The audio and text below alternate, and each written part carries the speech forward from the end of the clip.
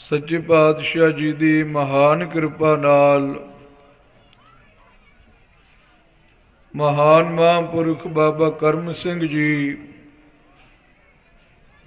उन्हां महापुरखां की कर्म भूमि तपो भूमि आप गुरु के संगतां दे नाल साहिब श्री गुरु ग्रंथ साहिब जी महाराज आप संगतां नूं दर्शन दे रहे हैं। महापुरख संसार दे उपर चल करके आउंदे हन अते संसार दे लोगां नूं तार करके ये भवजल संसार तो चले जाते हैं। संसार दे उपर आउंदे ते बहुत ज़्यादा ने ते जांदे भी बहुत ज़्यादा ने, पर संसार दे उपर आया जीवन किन्हां दा सफल है। महाराज कलगीधर पातशाह गुरु गोबिंद सिंह साहब जी जदों दखण की धरती उपर गए ने ते प्यारे भाई दया सिंह जी वो भी नाल सन, क्योंकि राड़ा साहब की संप्रदाय प्यारे भाई दया सिंह जी तो भरोसाई हुई है। सच्चे पातशाह जी के चरणों विच अरदास की, बेनती की, गुरु गरीब नवाज संसार दे उपर आया किहदा सफला है। अपने जीवन नूं, अपने स्वासां नूं, अपनी जिंदगी नूं सफलियां करके जहान तो कौन जांदा है। गुरुदेव पातशाह कृपा दे घर विच आए, अपनी रसना तो बोल के आया ताका सफल है, पर उपकारी होए दुख सह सिर अपने सुखदाई सब कोए। जहान दे उपर ओदा आया सफला है जिहड़ा परोपकारी हुंदा है। गुरु खालसा जी दूजे दा भी कम सौर जावे ते अपना भी खीसा नोटां नाल भर जावे, इहो जिहा परोपकार ते डीलर कर लेंदे ने। ये कोई औखा परोपकार नहीं है। दूजे नूं जमीन विक गई, अपना खीसा नोटां नाल भर लिया। गुरु खालसा जी कोई किसी कैद विच किसी केस विच फसिया होवे ते गवाही दे करके जे ओदी जान बचदी होवे ते इहो जिहा परोपकार भी चंद क बंदे करते ने, सारे नहीं। कहते ने दूजे की बला अपने गल क्यों पाउणी है। चंद क बंदे इहो जिहा परोपकार भी कर लैंदे ने। दूजे दा काम सौर जावे ते अपना काम विगड़ जावे। दूजे दे घर विच खुशियां दियां शहनाइयां वजन, अपने घर विच मातम पै जावे। इहो जिहा परोपकार ते महापुरख ही करदे ने। आखो सतनाम श्री वाहिगुरू। महाराज कलगीधर पातशाह कहंदे जो दूजे दा दुख अपने तन ते लै लवे ते दूजे नूं सुख प्रदान करे, ओ महापुरख दा जहान उपर आया सफला है। इहो जे महापुरख विरले हुंदे ने। दूजियां दा दुख अपने तन उपर लै लेना, दूजे दी झोली विच सुख पा देना, इहो जे परोपकारी थोड़े हुंदे ने, इहो जे परोपकारी विरले हुंदे ने। बाबा बकाला साहब की धरती उपर 1994 तक एक महापुरख रहा जिहदा नाम है बाबा बिशन सिंह। 1994 विच वो सचखंड नूं पधार गए। उन्हां महापुरखों का जीवन क्या अनोखा सी। किसी ने आना तो आके कहना बाबा जी नावे पातशाह गुरु तेग बहादुर साहब जी के भोरा साहब की सेवा बाबा जी ने कर कमला नाल करवाई। किसी ने आखना बाबा जी मैं सेवा विच आ कुछ पाउणा हाँ, मैं सोना देना हाँ, उपर सोना लगा है, ਨਾਵੇਂ ਪਾਤਸ਼ਾਹ ਜੀ ਦੇ ਭੋਰਾ ਸਾਹਿਬ ਦੇ, ਵੱਡੇ ਦਰਬਾਰ ਸਾਹਿਬ ਦੇ, ਇਹ ਸਾਰੀ ਸੇਵਾ ਮਹਾਂਪੁਰਖਾਂ ਨੇ ਹੱਥੀਂ ਕਰਵਾਈ। ਕਿਸੇ ਆ ਕੇ ਕਹਿਣਾ ਬਾਬਾ ਜੀ ਮੈਂ ਆਪਣਾ ਕੜਾ ਚੜਾਉਣਾ, ਕਿਸੇ ਨੇ ਚੈਨੀ ਚੜਾਉਣੀ, ਮੇਰਾ ਆਹ ਦੁੱਖ ਹਟ ਜਾਵੇ। ਤੇ ਮਹਾਂਪੁਰਖਾਂ ਨੇ ਕੋਈ ਲੰਮਾ ਅਰਦਾਸਾ ਨਹੀਂ ਕਰਨਾ, ਇੱਕੋ ਹੀ ਕਹਿਣਾ ਧੰਨ ਗੁਰੂ ਹਰਗੋਬਿੰਦ ਸਾਹਿਬ ਜੀ, ਧੰਨ ਮਾਤਾ ਗੰਗਾ ਗੁਰੂ ਤੇਗ ਬਹਾਦਰ ਸਾਹਿਬ ਜੀ, ਇਹਦੀ ਬਿਮਾਰੀ ਹਟ ਜਾਵੇ ਤੇ ਐਸ ਦੇਹ ਨੂੰ ਲੱਗ ਜਾਵੇ। ਆਖੋ ਸਤਨਾਮ ਸ਼੍ਰੀ ਵਾਹਿਗੁਰੂ। ਦੂਜੇ ਦੀ ਬਿਮਾਰੀ ਹਟਾ ਦੇਣੀ, ਆਪਣੇ ਸਰੀਰ ਨੂੰ ਲਾ ਲੈਣੀ।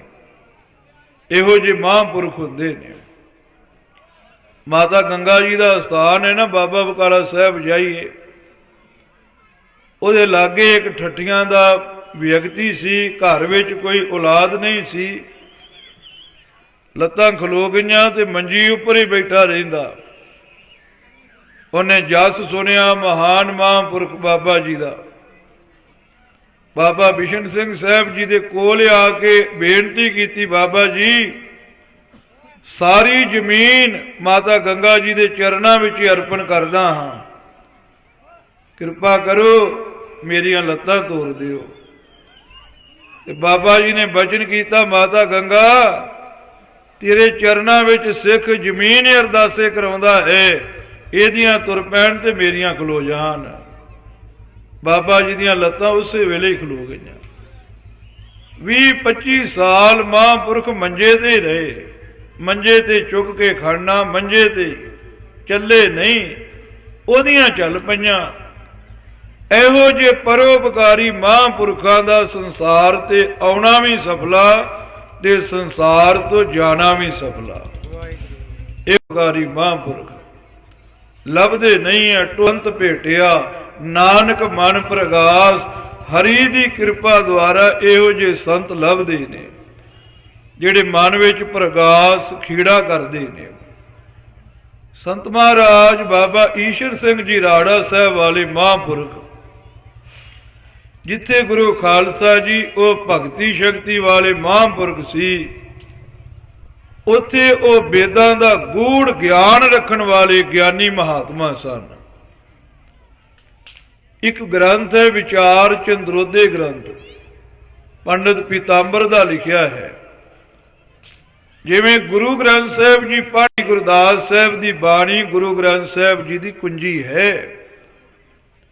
ਗੁੱਸਾ ਨਾ ਕਰਿਓ, ਅੱਜ ਜਿਹਨੂੰ ਜਪਜੀ ਨਹੀਂ ਆਉਂਦਾ ਉਹ ਕਹਿੰਦਾ ਮੈਂ ਗਿਆਨੀ ਹਾਂ, ਮੈਂ ਕਥਾਕਾਰ ਹਾਂ। ਜਪਜੀ ਤੇ ਪੜ੍ਹਨਾ ਨਹੀਂ ਆਉਂਦਾ, ਅਰਥ ਖਾਕ ਸੁਣਾਵੇਂਗਾ। ਭਾਈ ਗੁਰਦਾਸ ਸਾਹਿਬ ਜੀ ਦੀ ਬਾਣੀ ਤੋਂ ਗੁਰੂ ਗ੍ਰੰਥ ਸਾਹਿਬ ਜੀ ਦੀ ਵਿਦਿਆ ਦੀ ਪ੍ਰਾਰੰਭਤਾ ਹੁੰਦੀ ਹੈ। ਜਿਹਨੇ 10ਵੇਂ ਗੁਰਦੇਵ ਦੀ ਬਾਣੀ ਪੜ੍ਹਨੀ ਹੋਵੇ ਉਹ ਭਾਈ ਨੰਦ ਲਾਲ ਦੀ ਬਾਣੀ ਪੜ੍ਹ ਲਵੇ। ਭਾਈ ਨੰਦ ਲਾਲ ਦੀ ਬਾਣੀ 10ਵੇਂ ਪਾਤਸ਼ਾਹ ਜੀ ਦੇ ਦਰਬਾਰ ਦੀ ਕੁੰਜੀ ਹੈ। ਇਦਾਂ ਹੀ ਜਿਹਨੇ ਗੁਰੂ ਖਾਲਸਾ ਜੀ ਜੋਤਿਸ਼ ਦੀ ਵਿਦਿਆ ਸਿੱਖਣੀ ਹੋਵੇ ਉਹ ਹੋੜਾ ਚੱਕਰ ਗ੍ਰੰਥ ਪੜ੍ਹ ਲਵੇ। ਹੋੜਾ ਚੱਕਰ ਜੋਤਿਸ਼ ਦੀ ਕੁੰਜੀ ਮੰਨੀ ਗਈ ਹੈ। ਜਿਹਨੇ ਨਿਆਏ ਸ਼ਾਸਤਰ ਪੜ੍ਹਨਾ ਹੋਵੇ ਉਹ ਇੱਕ ਤਰਕ ਸੰਗ੍ਰਹਿ ਗ੍ਰੰਥ ਹੈ, ਉਹ ਪੜ੍ਹ ਲਵੇ। ਜਿਹਨੇ ਗੁਰੂ ਖਾਲਸਾ ਜੀ ਵੇਦਾਂਤ ਦਾ ਗਿਆਨ ਪ੍ਰਾਪਤ ਕਰਨਾ ਹੋਵੇ ਉਹ ਜ਼ਰੂਰ ਵਿਚਾਰ ਚੰਦਰੋਦੇ ਗ੍ਰੰਥ ਪੜ੍ਹੇ। ਉਹਦੇ ਵਿੱਚ ਬਹੁਤ ਗੂੜ ਗਿਆਨ ਹੈ। ਸੰਤ ਮਹਾਂਪੁਰਖ ਬਾਬਾ ਈਸ਼ਰ ਸਿੰਘ ਜੀ ਰਾੜਾ ਸਾਹਿਬ ਵਾਲੇ ਮਹਾਂਪੁਰਖ, ਉਹਨਾਂ ਨੇ ਇਹ ਗ੍ਰੰਥ ਪੜ੍ਹੇ ਨਹੀਂ, ਉਹਨਾਂ ਦੇ ਕੰਠਾਗਰ ਸਨ, ਉਹਨਾਂ ਕੰਠ ਕੀਤੇ ਹੋਏ ਸਨ। ਮੈਂ ਗੁਰੂ ਖਾਲਸਾ ਜੀ ਇੱਕ ਵਾਰ ਰਾੜਾ ਸਾਹਿਬ ਗਿਆ।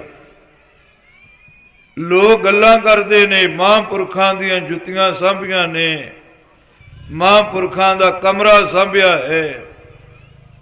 ਗੁਰੂ ਖਾਲਸਾ ਜੀ ਉਹਨਾਂ ਨੇ ਇਹ ਨਹੀਂ ਵੇਖਿਆ ਵੀ ਜਿਹੜਾ ਗੂੜ ਗਿਆਨ ਮਹਾਂਪੁਰਖ ਆਪਣੇ ਕਰ ਕਮਲਾਂ ਨਾਲ ਲਿਖ ਕੇ ਗਏ ਨੇ ਉਹ ਵੀ ਉਸ ਅਸਥਾਨ ਦੇ ਉੱਪਰ ਸਾਂਭਿਆ ਹੋਇਆ ਹੈ ਤੇ ਉਹਨੂੰ ਛਪਵਾਇਆ ਵੀ ਹੈ। ਰਾੜਾ ਸਾਹਿਬ ਤੋਂ ਉਹ ਪੋਥੀ ਮਿਲਦੀ ਵੀ ਹੈ ਜੋ ਬਾਬਾ ਜੀ ਨਿਤ ਕੋਈ ਨਾ ਕੋਈ ਬਚਨ ਰੱਬੀ ਦਰਗਾਹੀ ਬਚਨ ਲਿਖਦੇ ਸਨ। ਉਹਦੇ ਵਿੱਚ ਵੀ ਮੈਂ ਪੜ੍ਹਿਆ, ਵਿਚਾਰਿਆ, ਮਹਾਂਪੁਰਖਾਂ ਦੀ ਰਸਨਾ ਤੋਂ ਵੀ ਸੁਣਿਆ। ਇੱਕ ਗ੍ਰੰਥ ਵਿਚਾਰ ਚੰਦਰੋਦੇ, ਉਹਦੇ ਵਿੱਚ ਵੀ ਮੈਂ ਪੜ੍ਹਿਆ ਹੈ, ਹਰ ਕਿਰਪਾ ਤੇ ਸੰਤ ਭੇਟਿਆ, ਨਾਨਕ ਮਨ ਪ੍ਰਗਾਸ। ਇਹ ਤੁਕ ਦੀ ਵਿਆਖਿਆ। ਹਰੀ ਦੀ ਕਿਰਪਾ ਦੁਆਰਾ ਸੰਤ ਦੁਨੀਆ ਉੱਪਰ ਆਉਂਦੇ ਨੇ ਤੇ ਮਨ ਦੇ ਵਿੱਚ ਗਿਆਨ ਦਾ ਖੇੜਾ ਕਰਦੇ ਹਨ। ਦੁਨੀਆ ਉੱਪਰ ਗੁਰੂ ਖਾਲਸਾ ਜੀ ਦੋ ਪ੍ਰਕਾਰ ਦਾ ਗਿਆਨ ਹੈ, ਇੱਕ ਸਮਾਨਿਆ ਗਿਆਨ ਹੈ, ਇੱਕ ਵਿਸ਼ੇਸ਼ ਗਿਆਨ ਹੈ। ਮਨ ਵਿੱਚ ਜਿਹੜਾ ਅਗਿਆਨ ਹੈ, ਜਿਹਦੇ ਬਾਰੇ ਬਾਣੀ ਵਿੱਚ ਲਿਖਿਆ ਹੈ, ਗਿਆਨ ਅੰਜਨ ਗੁਰ ਦੀਆ, ਅਗਿਆਨ ਅੰਧੇਰ ਬਿਨਾਸ਼, ਹਰ ਕਿਰਪਾ ਤੇ ਸੰਤ ਭੇਟਿਆ, ਨਾਨਕ ਮਨ ਪ੍ਰਗਾਸ। ਉਹ ਅਗਿਆਨ ਦਾ ਦਾਹ ਗੁਰੂ ਖਾਲਸਾ ਜੀ ਸਮਾਨਿਆ ਗਿਆਨ ਨਹੀਂ ਕਰਦਾ। ਸਮਾਨਿਆ ਗਿਆਨ ਤੇ ਸਾਰਿਆਂ ਨੂੰ ਹੈ। ਗੁਰੂ ਖਾਲਸਾ ਜੀ ਇੱਕ ਛੋਟਾ ਜਿਹਾ ਬੱਚਾ ਹੈ, ਉਹਨੂੰ ਵੀ ਸਮਾਨਿਆ ਗਿਆਨ ਹੈ ਵੀ ਆਹ ਮੇਰੀ ਮੰਮੀ ਹੈ। ਛੋਟੇ ਜਿਹੇ ਬੱਚੇ ਨੂੰ ਕੁਝ ਨਹੀਂ ਪਤਾ ਵੀ ਆਹ ਪੈਸੇ ਨੇ, ਆਹ ਮੇਰਾ ਘਰ ਹੈ, ਆਹ ਪਰਾਏ ਦਾ ਹੈ। ਜਦੋਂ ਉਹਦੀ ਆਪਣੀ ਮਾਂ ਆਵੇਗੀ, ਉਦੋਂ ਵੇਖ ਕੇ ਰੋਵੇਗਾ ਤੇ ਟਟੋਲੇਗਾ ਵੀ ਮੈਨੂੰ ਦੁੱਧ ਕਿੱਥੋਂ ਪ੍ਰਾਪਤ ਹੋਣਾ ਹੈ। ਛੋਟੇ ਜਿਹੇ ਬੱਚੇ ਨੂੰ ਸਮਾਨਿਆ ਗਿਆਨ ਹੈ। ਗੁਰੂ ਖਾਲਸਾ ਜੀ ਪਸ਼ੂ ਨੇ, ਛੋਟਾ ਜਿਹਾ ਬਛੜਾ ਹੈ, ਉਹਨੂੰ ਵੀ ਸਮਾਨਿਆ ਗਿਆਨ ਹੈ ਵੀ ਆਹ ਮੇਰੀ ਮਾਂ ਗਾਂ ਹੈ। ਤੇ ਗਾਂ ਗੁਰੂ ਖਾਲਸਾ ਜੀ ਮੁਗਧ ਹੈ, ਉਹਨੂੰ ਵੀ ਸਮਾਨਿਆ ਗਿਆਨ ਹੈ ਵੀ ਆਹ ਮੇਰਾ ਬੱਚਾ ਹੈ। ਦੂਜੇ ਬੱਚੇ ਨੂੰ ਉਹ ਥੱਲੇ ਨਹੀਂ ਜੇ ਪੈਣ ਦਿੰਦੀ। ਇਹ ਸਮਾਨ ਗਿਆਨ ਹੈ, ਸਭ ਲੁਕਾਈ ਨੂੰ ਹੈ, ਪਰ ਸਮਾਨ ਗਿਆਨ ਗੁਰੂ ਖਾਲਸਾ ਜੀ ਅਗਿਆਨ ਨੂੰ ਖਤਮ ਨਹੀਂ ਜੇ ਕਰਦਾ। ਸੱਚੇ ਪਾਤਸ਼ਾਹ ਜੀ ਦੇ ਜਪਜੀ ਸਾਹਿਬ ਦੇ ਬੋਲ ਨੇ, ਗਿਆਨ ਖੰਡ ਮੈਂ ਗਿਆਨ ਪ੍ਰਚੰਡ। ਮਹਾਰਾਜ ਕਹਿੰਦੇ ਪ੍ਰਚੰਡ ਗਿਆਨ ਦੀ ਲੋੜ ਹੈ, ਸਮਾਨਿਆ ਗਿਆਨ ਦੀ ਨਹੀਂ। ਵਿਸ਼ੇਸ਼ ਗਿਆਨ ਦੀ ਲੋੜ ਹੈ। ਵਿਸ਼ੇਸ਼ ਗਿਆਨ ਕੀ ਹੈ ਵੀ ਮੈਂ ਕੌਣ ਹੈ, ਮੈਂ ਕਿੱਥੋਂ ਆਇਆ ਹੈ, ਮੈਂ ਕੀ ਕਰਦਾ ਪਿਆ ਹੈ ਤੇ ਕੀ ਕਰਨਾ ਹੈ ਤੇ ਕਿੱਥੇ ਜਾਣਾ ਹੈ। ਗੁਰੂ ਖਾਲਸਾ ਜੀ ਇਹ ਵਿਸ਼ੇਸ਼ ਗਿਆਨ ਹੈ। ਜਿਹੜੇ ਰੱਬ ਦੇ ਪਿਆਰੇ ਹੁੰਦੇ ਨੇ, ਉਹ ਵਿਸ਼ੇਸ਼ ਗਿਆਨ ਦਿੰਦੇ ਨੇ। ਉਹ ਦੱਸਦੇ ਨੇ ਤੂੰ ਕਿੱਥੋਂ ਆਇਆ ਹੈ, ਕੀ ਕਰਨ ਆਇਆ ਹੈ, ਕੀ ਕਰਦਾ ਪਿਆ ਹੈ ਤੇ ਤੂੰ ਕਿੱਥੇ ਜਾਣਾ ਹੈ। ਇਹ ਗੁਰੂ ਖਾਲਸਾ ਜੀ ਰੱਬ ਦੇ ਪਿਆਰੇ ਵਿਸ਼ੇਸ਼ ਗਿਆਨ ਝੋਲੀ ਵਿੱਚ ਪਾਉਂਦੇ ਨੇ। ਭਈ ਪ੍ਰਾਪਤ ਮਾਨੁਖ ਦੇ ਉਰੀਆ, ਗੋਬਿੰਦ ਮਿਲਨ ਕੀ ਇਹ ਤੇਰੀ ਬਰੀਆ। ਅਵਰ ਕਾਜ ਤੇਰਾ ਕਿਤੈ ਨਾ ਕਾਮ, ਮਿਲ ਸਾਧ ਸੰਗਤ ਭਜ ਕੇਵਲ ਨਾਮ। ਇਹ ਗਿਆਨ ਸਾਡੀ ਝੋਲੀ ਵਿੱਚ ਪਾਉਂਦੇ ਨੇ। ਗੁਰੂ ਗ੍ਰੰਥ ਸਾਹਿਬ ਜੀ ਦੇ ਵਿੱਚ ਇਹ ਗਿਆਨ ਹੈ। ਮਨ ਤੂੰ ਜੋਤ ਸਰੂਪ ਹੈ, ਆਪਣਾ ਮੂਲ ਪਛਾਨ। ਮਨ ਹਰ ਜੀ ਤੇਰੇ ਨਾਲ ਹੈ, ਗੁਰਮਤੀ ਰੰਗ ਮਾਨ। ਗੁਰੂ ਖਾਲਸਾ ਜੀ ਇਹ ਗੁੱਜੀ ਗੰਢ ਨੂੰ ਮਹਾਂਪੁਰਖ ਖੋਲਦੇ ਨੇ, ਉਹ ਦੱਸਦੇ ਨੇ। ਹਰ ਕਿਰਪਾ ਤੇ ਸੰਤ ਭੇਟਿਆ, ਨਾਨਕ ਮਨ ਪ੍ਰਗਾਸ। ਉਹ ਪ੍ਰਗਾਸ ਕਰਦੇ ਨੇ। ਵੇਦ ਪੜ੍ਹਨੇ ਹੋਣ ਤੇ ਗੁਰੂ ਖਾਲਸਾ ਜੀ ਬੜੇ ਔਖੇ ਜੇ।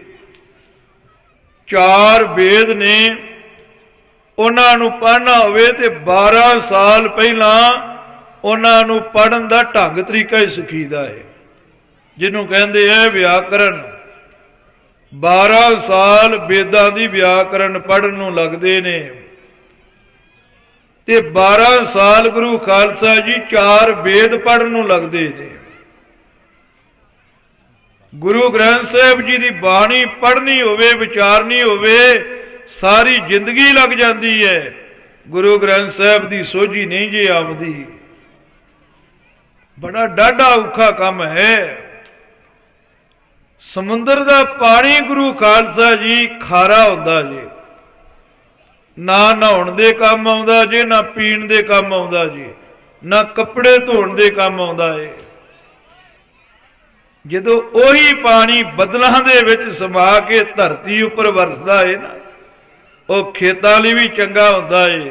ਟੋਭਿਆਂ ਵਿੱਚ ਇਕੱਠਾ ਹੋਵੇ ਤੇ ਉਹਦੇ ਤੋਂ ਕੱਪੜੇ ਵੀ ਧੁੱਪ ਜਾਂਦੇ ਜੇ, ਇਸ਼ਨਾਨ ਵੀ ਹੋ ਜਾਂਦਾ ਹੈ। ਵੇਦਾਂ ਦਾ ਗਿਆਨ ਪ੍ਰਾਪਤ ਕਰਨਾ, ਗੁਰੂ ਗ੍ਰੰਥ ਸਾਹਿਬ ਜੀ ਨੂੰ ਪੜ੍ਹਨਾ ਵਿਚਾਰਨਾ ਬੜਾ ਔਖਾ ਹੈ। ਗ੍ਰਸਤੀਆਂ ਦੇ ਘਰ ਵਿੱਚ ਤੇ ਲੂਣ ਤੇਲ ਨਹੀਂ ਪੂਰਾ ਹੁੰਦਾ, ਉਹਨਾਂ ਨੇ ਵੇਦ ਕਿੱਥੋਂ ਪੜ੍ਹ ਲੈਣੇ ਹੈ? ਉਹਨਾਂ ਨੇ ਗੁਰੂ ਗ੍ਰੰਥ ਸਾਹਿਬ ਜੀ ਦਾ ਸਿਧਾਂਤ ਕਿੱਥੋਂ ਦੇਖ ਲੈਣਾ ਹੈ? ਬਾਣੀ ਜਾ ਕੀ ਵੇਦ ਸਮ ਕੀਜੈ ਤਾ ਕੀ ਸੇਵ। ਜਿਹੜੇ ਮਹਾਂਪੁਰਖ ਹੁੰਦੇ ਆ ਨਾ, ਉਹਨਾਂ ਦੀ ਬਾਣੀ ਵਿੱਚ, ਉਹਨਾਂ ਦੇ ਬਚਨਾਂ ਵਿੱਚ ਵੇਦ ਵਸਦੇ ਨੇ। ਗੁਰੂ ਖਾਲਸਾ ਜੀ ਉਹ ਬਦਲਦੀ ਨਿਆਈ ਵੇਦਾਂ ਵਿੱਚੋਂ ਗੂੜਾ ਸਿਧਾਂਤ ਕੱਢ ਕੇ ਤੁਹਾਡੇ ਉੱਪਰ ਵਰਖਾ ਕਰਦੇ ਹਨ। ਤੁਹਾਡੇ ਵੱਸ ਦੀ ਗੱਲ ਨਹੀਂ ਹੈ ਕਿ ਤੁਸੀਂ ਗੁਰੂ ਗ੍ਰੰਥ ਸਾਹਿਬ ਜੀ ਨੂੰ ਪੜ੍ਹ ਲਓ, ਵਿਚਾਰ ਲਓ। ਤੁਹਾਡੇ ਵੱਸ ਦੀ ਗੱਲ ਨਹੀਂ ਹੈ ਤੁਸੀਂ ਵੇਦ ਗਿਆਨ ਨੂੰ ਵਿਚਾਰ ਲਓ। ਜਿਹੜੇ ਮਹਾਂਪੁਰਖ ਹੁੰਦੇ ਨੇ ਇਹ ਗੁੱਝਾ ਸਿਧਾਂਤ ਤੁਹਾਡੀ ਝੋਲੀ 'ਚ ਸੌਖਿਆਂ ਕਰਕੇ ਪਾ ਦਿੰਦੇ ਨੇ। ਕਈ ਗੁਰੂ ਖਾਲਸਾ ਜੀ ਧਾਰਨਾ ਦੀ ਨਿੰਦਿਆ ਕਰਦੇ ਨੇ, ਇਹ ਜੀ ਧਾਰਨਾ ਕਿਉਂ ਚਲਾਈਆਂ? ਮਾਝੇ ਵਿੱਚ ਗੁਰੂ ਖਾਲਸਾ ਜੀ ਸਿੱਖੀ ਦਾ ਮੁੱਢ ਰਿਹਾ ਹੈ। ਮਾਲਵੇ ਵਿੱਚ ਸਿੱਖੀ ਦਾ ਬਹੁਤਾ ਮੁੱਢ ਨਹੀਂ ਸੀ। ਉਧਰ ਦੇ ਲੋਕ ਬੜੇ ਭਲੇ ਸਨ, ਉਹਨਾਂ ਨੂੰ ਗੁਰੂ ਗ੍ਰੰਥ ਸਾਹਿਬ ਜੀ ਦੀ ਸੋਝੀ ਕੋਈ ਨਹੀਂ ਸੀ ਆਮਦੀ ਜੇ ਤੁਕਾਂ ਪੜ੍ਹ ਕੇ ਸੁਣਾਈਏ। ਹਾਲ ਹੁਣ ਮਾਝੇ ਵਾਲਿਆਂ ਦਾ ਵੀ ਇਹੋ ਜਿਹਾ ਹੀ ਹੋ ਗਿਆ ਏ। ਮਹਾਂਪੁਰਖਾਂ ਨੇ ਧਾਰਨਾ ਪੜ੍ਹ ਕੇ ਸੁਣਾਈਆਂ ਤੇ ਹਾਲ ਭਰਿਆ ਸੀ। ਤੇ ਰਤਕ ਗੂੜ ਗਿਆਨ ਸ਼ੁਰੂ ਕੀਤਾ ਤੇ ਸੰਗਤਾਂ ਨੂੰ ਨਹੀਂ ਪਤਾ ਲੱਗਾ ਵੀ ਇਹ ਕੀ ਗੱਲ ਹੈ। ਮਹਾਂਪੁਰਖਾਂ ਨੇ ਗੁਰੂ ਖਾਲਸਾ ਜੀ ਉਹੀ ਕੰਮ ਕੀਤਾ ਵੀ ਇਹਨਾਂ ਨੂੰ ਸਿੱਧੀਆਂ ਧਾਰਨਾ ਵਿੱਚ ਉਪਦੇਸ਼ ਦਿਓ। ਜਿਹੜੇ ਗੁਰੂ ਖਾਲਸਾ ਜੀ ਮੂੰਹ ਸਿਰ ਮੰਨਣ ਵਾਲੇ ਸੀ, ਉਹ ਵੀ ਬਾਬਾ ਈਸ਼ਰ ਸਿੰਘ ਜੀ ਦੇ ਕੋਲੋਂ ਧਾਰਨਾ ਸੁਣ ਸੁਣ ਕੇ ਗੁਰੂ ਨਾਨਕ ਸਾਹਿਬ ਦੇ ਘਰ ਦੇ ਪ੍ਰੇਮੀ ਹੋ ਗਏ। ਉਹਨਾਂ ਵੀ ਅੰਮ੍ਰਿਤ ਛਕ ਲਿਆ, ਉਹ ਵੀ ਸਿੱਖੀ ਨਾਲ ਜੁੜ ਗਏ।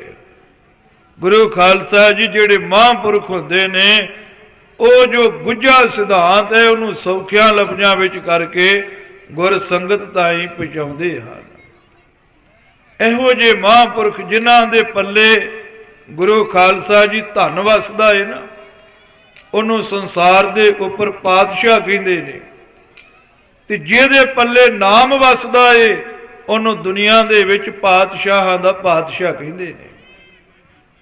ਇੱਥੇ ਪਾਤਸ਼ਾਹ ਬੜੇ ਬੜੇ ਵੱਡੇ ਹੋਏ ਨੇ, ਕਾਰੂ ਵਰਗੇ ਪਾਤਸ਼ਾਹ ਹੋਏ ਨੇ, ਜਿਨ੍ਹਾਂ ਨੇ 40 ਬੜੇ ਬੜੇ ਟੋਏ ਧਨ ਦੇ ਭਰੇ ਹੋਏ ਸਨ। 40 ਗੰਜ ਧਨ ਜੋੜਿਆ ਸੀ, ਉਹ ਵੀ ਜਹਾਨ ਤੋਂ ਚਲੇ ਗਏ। ਇੱਥੇ ਗੁਰੂ ਖਾਲਸਾ ਜੀ ਗਿਰਹਾ ਵਰਗੇ ਬਾਦਸ਼ਾਹ ਹੋਏ ਨੇ। ਫਰੀਦਕੋਟੀ ਗੁਰੂ ਗ੍ਰੰਥ ਸਾਹਿਬ ਜੀ ਦਾ ਸਭ ਤੋਂ ਪੁਰਾਣਾ ਟੀਕਾ ਹੈ ਫਰੀਦਕੋਟ ਵਾਲਾ। ਸਭ ਤੋਂ ਪਹਿਲਾ ਟੀਕਾ ਗੁਰੂ ਗ੍ਰੰਥ ਸਾਹਿਬ ਜੀ ਦਾ, ਜਿਹਦੇ ਵਿੱਚ ਗੁਰੂ ਗ੍ਰੰਥ ਸਾਹਿਬ ਜੀ ਦੇ ਅਰਥ ਲਿਖੇ ਹੋਏ ਨੇ। ਉਹਦੇ ਵਿੱਚ ਲਿਖਿਆ ਹੋਇਆ ਹੈ, ਇੱਕ ਗਿਰਹਾ ਨਾਮ ਦਾ ਬਾਦਸ਼ਾਹ ਹੋਇਆ ਹੈ। ਉਹਦੇ ਕੋਲ ਮਾਲ ਧਨ ਬੜਾ ਸੀ ਤੇ ਮਨ ਵਿੱਚ ਸੋਚਿਆ ਵੀ ਹੁਣ ਮੈਂ ਸਾਰਿਆਂ ਨੂੰ ਜਿੱਤ ਕੇ ਦਿਗਵਿਜੇ ਪਾਤਸ਼ਾਹ ਕਹਾਵਾਂ। ਮੈਂ ਸਾਰੀ ਦੁਨੀਆ ਨੂੰ ਜਿੱਤਾਂ, ਇੰਦਰਪੁਰੀ ਵਿੱਚ ਜਾ ਕੇ ਇੰਦਰ ਦੇ ਸਿੰਘਾਸਨ ਤੇ ਬੈਠਾ। ਜਿੱਧਰ ਨੂੰ ਜਾਵੇ ਮਾੜੇ ਨੂੰ ਮਾਰ ਕੇ ਪਨਾਹ ਕਰਕੇ ਉਹਦਾ ਰਾਜ ਮੱਲੀ ਜਾਵੇ।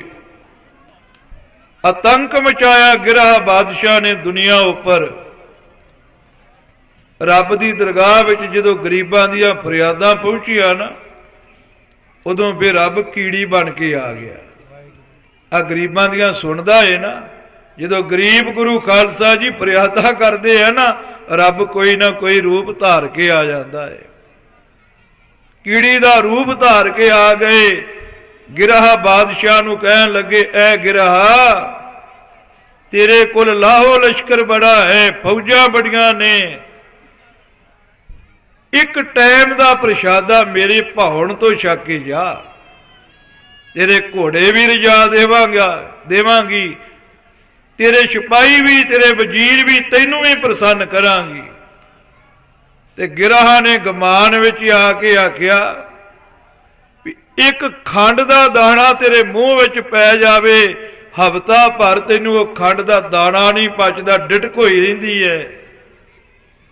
ਤੇ ਜਿਹੜੇ ਐਡੇ ਵੱਡੇ ਮੇਰੇ ਰਾਜ ਸਾਜ, ਐਡੇ ਵੱਡੇ ਲਾਹੋ ਲਸ਼ਕਰ, ਇੰਨੀਆਂ ਮੇਰੀਆਂ ਫੌਜਾਂ, ਐਡੇ ਐਡੇ ਵੱਡੇ ਵਜ਼ੀਰ, ਤੂੰ ਕਿੱਥੋਂ ਰਜਾ ਸਕੇਂਗੀ। ਰੱਬ ਬਣੇ ਕੀੜੀ ਨੇ ਫੁੰਕਾਰਾ ਮਾਰਿਆ, ਸਾਰੇ ਗੁਰੂ ਖਾਲਸਾ ਜੀ ਜ਼ਹਿਰ ਦੇ ਨਾਲ ਲਾਹੋ ਲਸ਼ਕਰ ਬੇਹੋਸ਼ ਕਰਕੇ ਸੁੱਟ ਦਿੱਤੇ।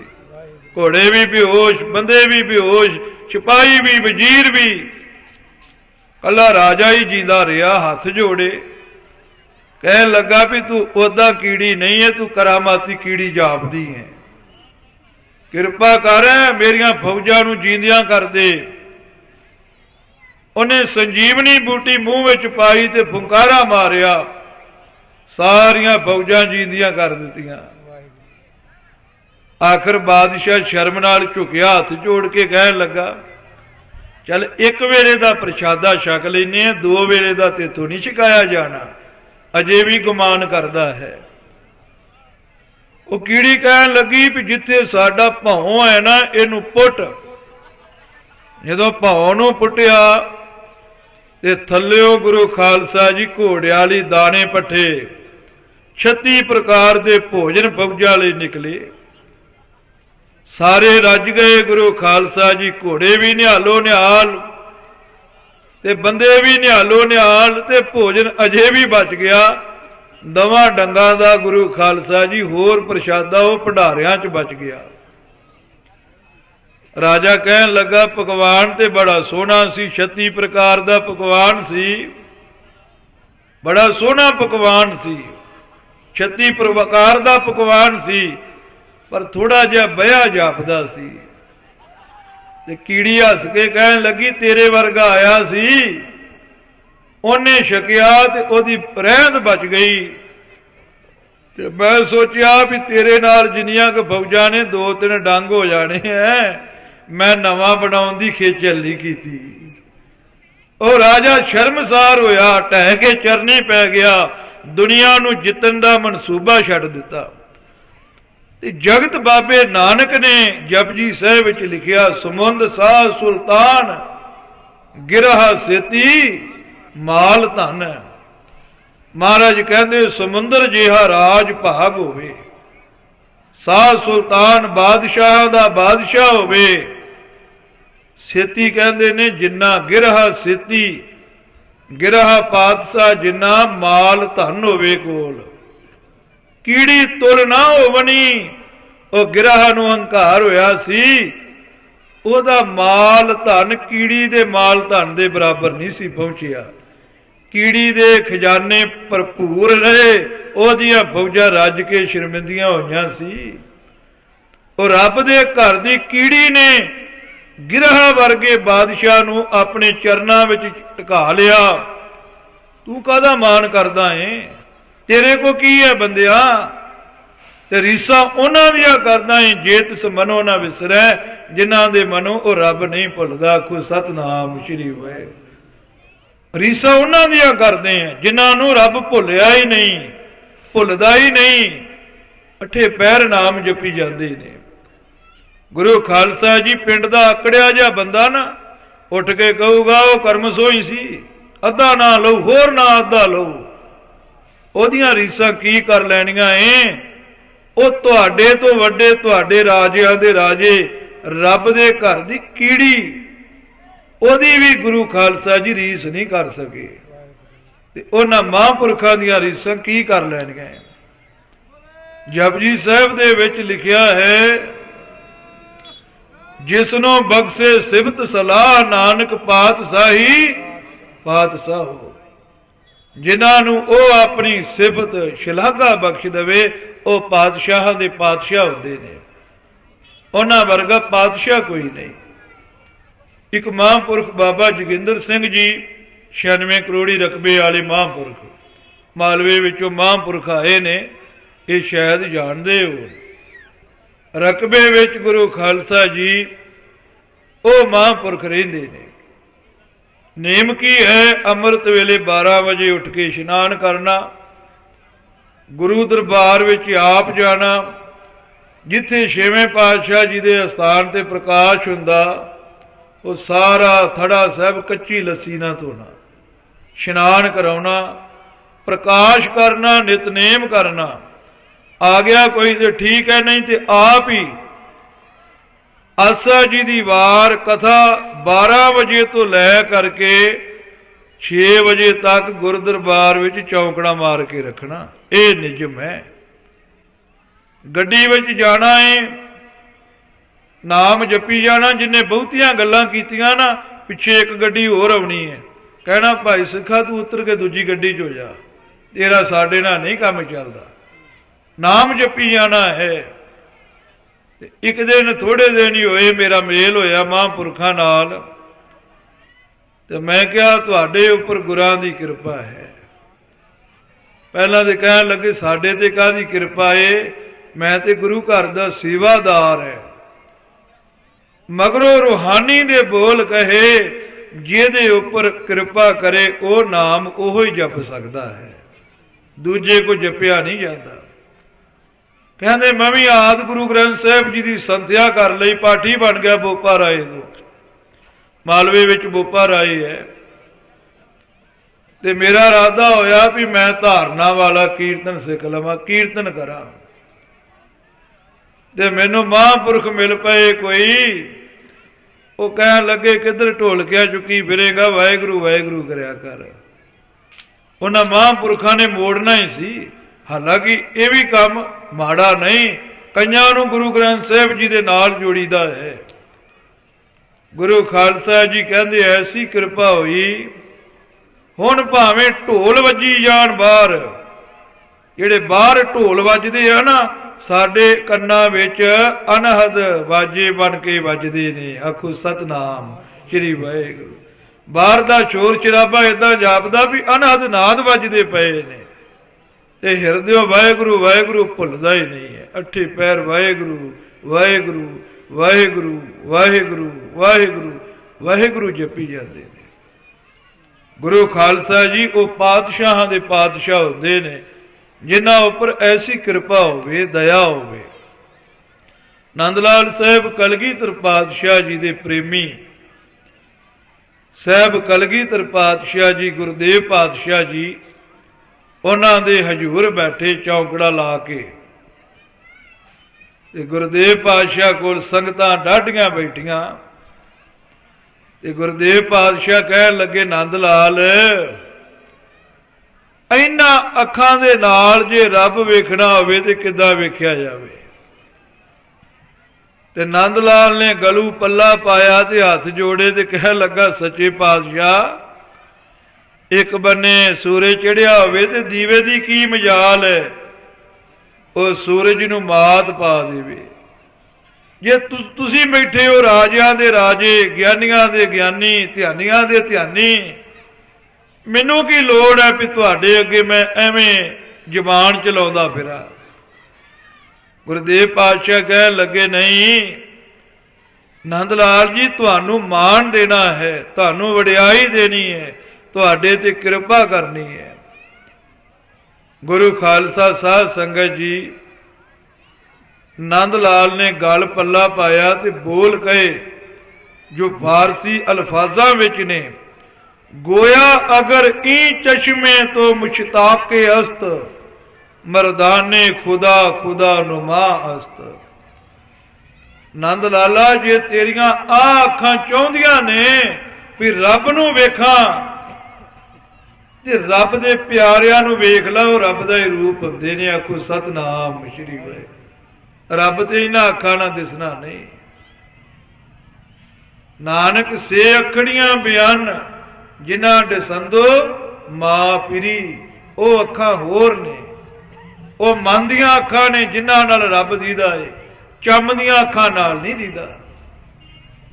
ਤੋ ਕਹਿੰਦੇ ਚੰਮ ਦੀਆਂ ਅੱਖਾਂ ਨਾਲ ਰੱਬ ਤੇ ਦਿਸਣਾ ਨਹੀਂ, ਰੱਬ ਦੇ ਪਿਆਰੇ ਵੇਖੋ, ਰੱਬ ਦਾ ਹੀ ਰੂਪ ਨੇ।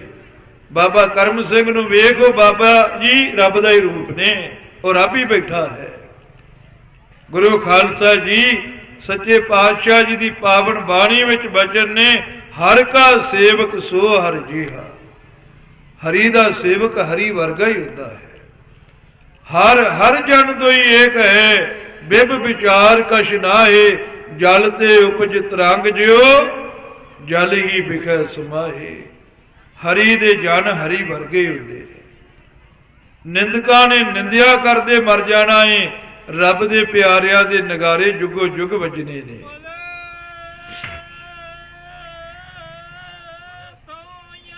उन्हां दे नाम दे नगारे जुगो जुग वजने हन।